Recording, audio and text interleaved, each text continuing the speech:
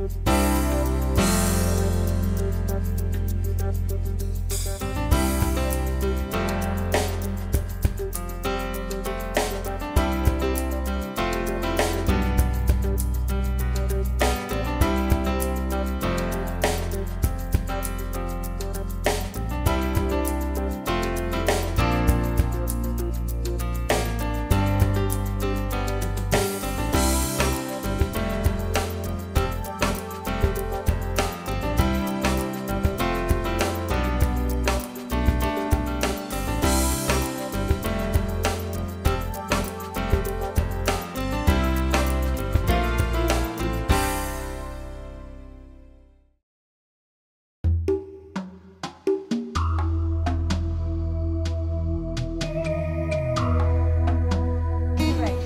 couple of different ways I've seen some differences. The first way is in reading group. I have the lowest reading group, and they go down into the maze from 8 to about 8:20 every morning, and we do pretty intensive time twice around. And I've just noticed that they have had a better time, an easier time reading. They've learned their vocabulary words. I only have 2 that are not on grade level right now. I just feel it's given them more confidence. They're starting to remember their strategies. They're starting to be much more independent now. I just think it has made a big difference in how they feel about themselves. I have children with disabilities in my classroom, and you wouldn't really even know which ones they are because they all blend in. They have a lot of behavioral issues at the beginning of the year that has changed now. When we started Minds in Motion, it seemed like they began working together. They became very, just had a lot of character education with this, and it's just really carried over into the brain maze, and they've just really supported each other, and I just have no discipline issues now. It's been great, and all of their scores are just really superior, and their writing skills have just gone through the roof. So I'm very pleased with that. And you said what, 97% of your class is on? Is that yes? Right? Yeah, 97% of first grade is on reading level. It's on grade level. Or above. Or above, yes.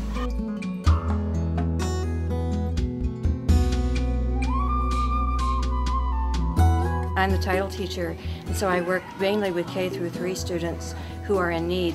But I also know that school-wide things are happening, so it doesn't just happen to the K to 3 students and improvement. It happens to grades 4 and 5 as well. One of the things I've noticed about some of my title students is that we've had children in title before who didn't really move forward, and it was very frustrating because we didn't know what to do. And now I'm seeing that when some of the activities that we do are in place and they have developed using those activities, then the academics becomes easier. And we have students, for instance, who came to us at the beginning of the year who could not write a sentence, could not put 2 or 3 words together. And this was a 3rd grade student in particular that I'm working with who is now writing a paragraph with complex sentences. This is May. That's amazing. That's amazing. The instruction didn't change. Something changed. And it had to have been what we were doing with Minds in Motion. We can't think of another reason for it, and that's not an isolated case. Right. We've seen improvement in writing that always was the last to develop. And it is developing. We're not waiting on it any longer. We're saying, let's give it a try. And it's coming, and it's coming along quickly. So we're really, really pleased with that, and we can see differences at all grade levels in that arena.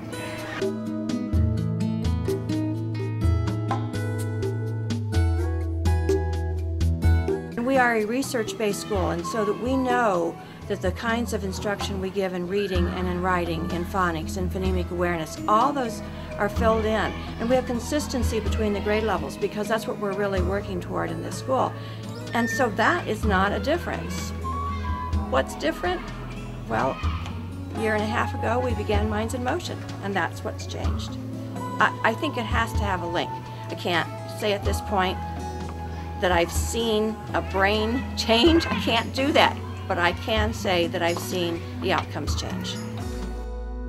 I have noticed too that the standards that I'm using are now blending into second grade.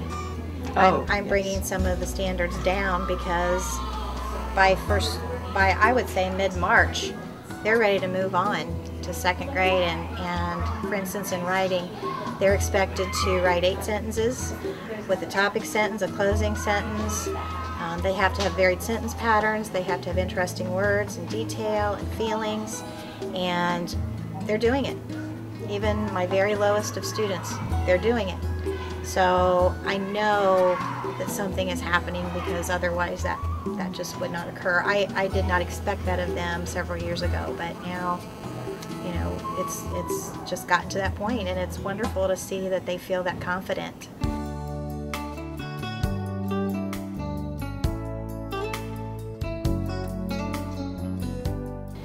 Even their handwriting skills have gotten neater, and you notice when children move into our school system that are new, you know, you don't realize, because you've been working with your own kids so much, what a difference it is making until someone comes in from a different school and moves in, and you think, wow.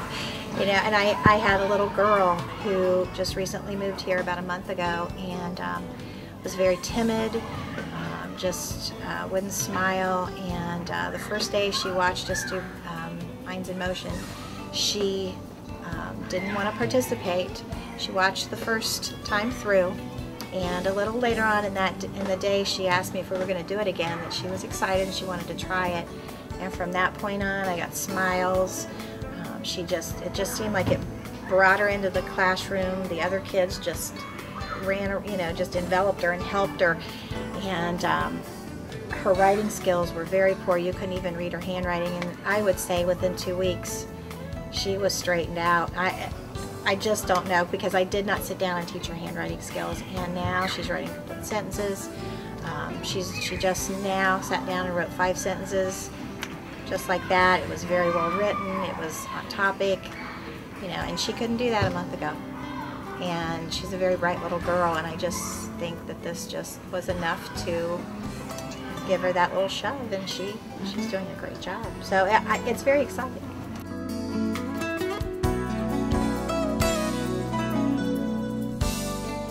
What is so amazing at some of the upper grade levels that the affect of students has changed. I can think of an extreme case where we've had a student that we have been struggling with for years. He's now in 5th grade, and what we didn't know was why he couldn't connect with feelings. There was a totally flat affect on his face. He couldn't connect with a feeling in a book. He couldn't identify a feeling in an illustration. We didn't understand that, and we didn't know how to help that. It seemed so obvious to us that that must be something psychological or something that we couldn't control. This year, in the middle of the hallway, he burst out in a big grin, and he said something with laughter, and I turned around and just could hardly contain myself. I didn't want to make a big deal in front of him, but now I'm seeing that regularly.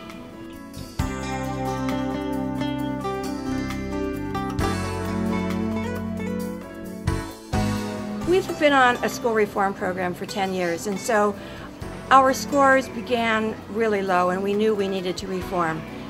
So lots of things have come into play to make our ISTEP scores go up, and they've just continued going up. I think what we're about here is to say, is there one more thing that we can do to grab one more child and pull them over the line from below grade level to above grade level? And this seems to have done that for some of our children. Students who were on the bubble of passing ISTEP in previous years, this year we're maybe still on the bubble, but we're on the good side. And we only hope that that keeps going up.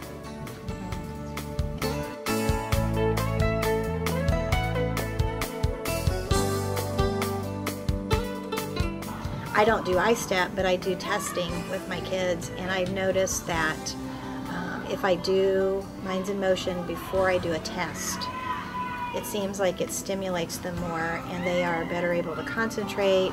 They have better sentence patterns. I just don't feel like I'm walking around correcting them so much. They just know, you know, and so I do think it makes a big difference. I really truly do. One example that's huge, before I gave a spelling test one day, I just went around and just asked kids, spell this for me, spell this. They were having a terrible time. It was a very difficult list. And I thought, oh, they're all gonna fail.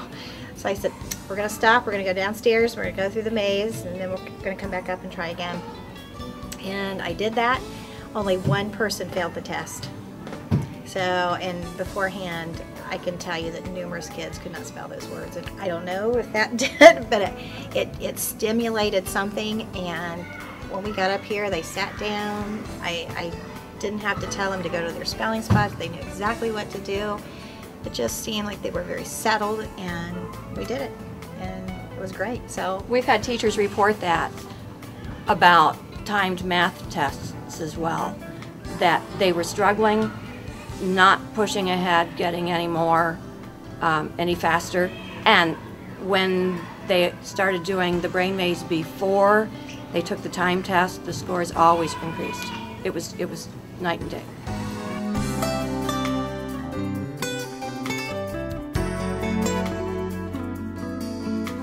I know that when I plan my title program for next year and apply for it, I'm no longer going to look at just the academic plan. I know that especially in the lower grades and for move-in students, I'm going to be focusing on sensory integration experiences that might help them before they try to catch up. I think our kindergartens particularly will appreciate that. It will make learning easier, we hope, and also move-in students who have big deficits, and we want them on grade level faster. We have to figure out why they're below grade level. And as we dig for root causes, we're looking at this as one of the causes. I had a child that moved in from another district who was a repeat. He was repeating first grade. It was January. He was failing miserably. His mother came in. She was crying. We don't know what to do. We put him in the program. I ran him through the maze downstairs several times during reading. He had it again during the day. He did not pass. He was not on grade level when Mrs. Calker tested him when he first got here. And within a month and a half, he went from being completely at zero, you know, probably pre-primer level, to being on grade level in a month and a half. And he just soared the rest of the year. It seemed like that was just all it took. There was something that wasn't stimulated or wasn't working correctly, and you know, he was a whole different kid. You know, it didn't matter what you put in front of him, he could do it. You know, and he was successful, and it stayed. You know, it didn't just last for a little bit. You know, it actually stayed with him, and it moved with him into second grade, and that to me was amazing. I could not believe he jumped in a month and a half from being at zero level. He had to be on like a level 7 to be on level, and he went all the way up. Knew all 9 word lists, knew none of them when he first came, and that was just amazing. And we know that that doesn't work that quickly for all children. We're not saying that this is a mere cure. We're not curing anything. I think what we're trying to look at this at is a way to provide an opportunity for those students who are ready to learn to be able to learn more easily. And we know that we have some upper grade level students who are still below grade level, and they're not terribly below grade level. Maybe it has something to do with how long they've been without this before they came to us. We don't know. We don't know. All we know is that if it works and it can grab some of the children and help them learn and get where they need to be, it's very well worth it.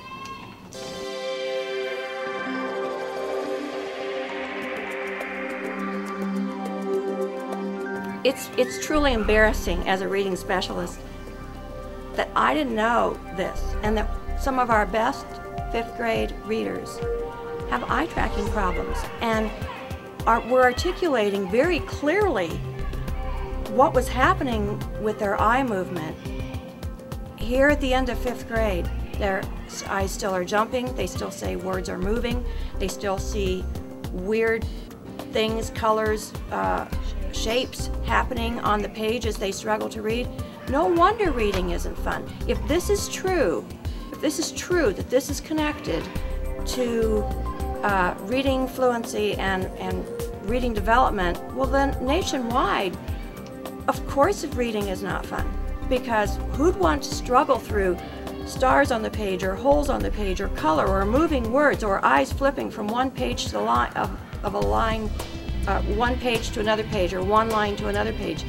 If that's true, that that's really happening for readers, it's no wonder that people aren't reading as much anymore. And what a tragedy that is, because these are very, very able students who somehow are still pulling it together and scoring at or above grade level. Some of them far above grade level. But they're doing so at such a high price because they're having to work, evidently, really, really hard to overcome what is actually happening when they read.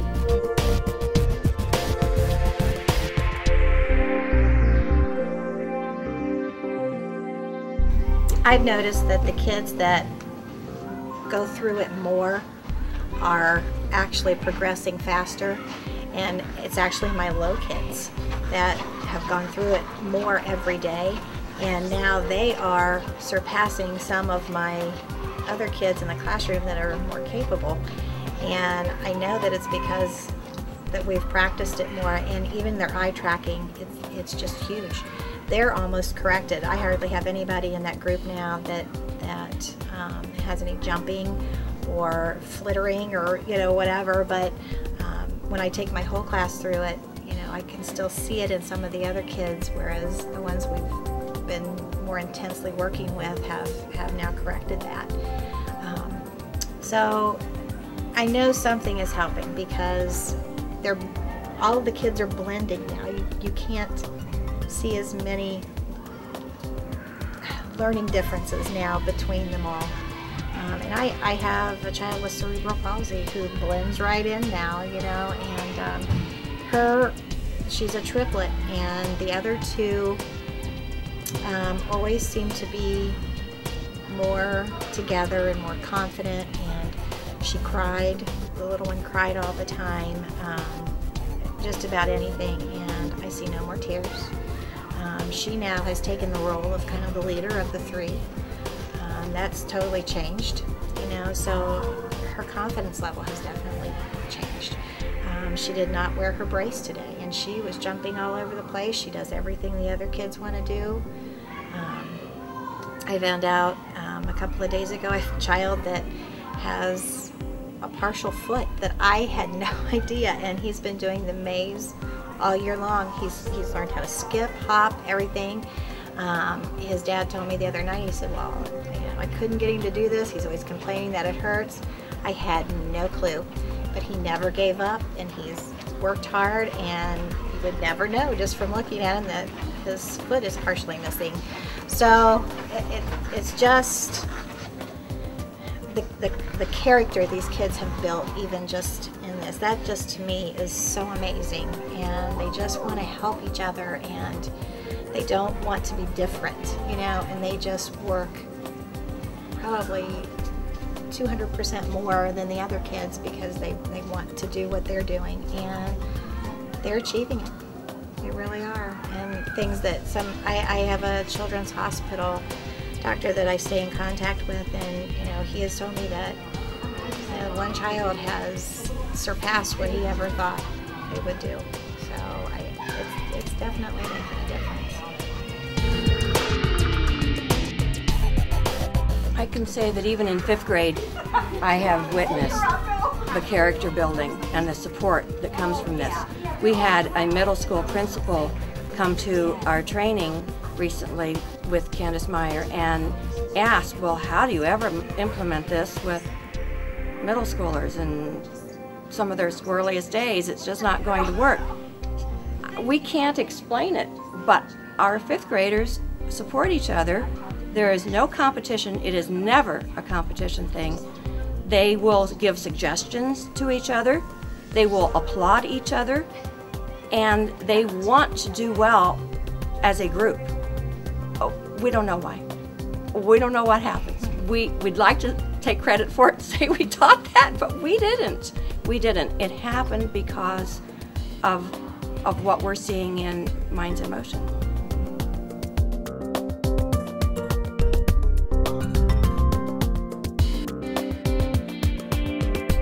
I think if I could tell teachers one thing, it would be that we know some of us are working with the utmost dedication. We're doing everything we know how to do. We're trying to find the thing that will work. And we are beating ourselves up when it doesn't happen. We're beating ourselves up when we're giving it all we have and the children either didn't get it or come back the next day and have forgotten it. Wow, when this works, it makes teaching easier. Are the challenging children still there? Yes, but it's just different. There's a little bit more dedication to learning on the children's part. There's a little bit less behavior interference, and at the end of the day, you can actually tell that children have learned. And that's so rewarding. That's why we're here.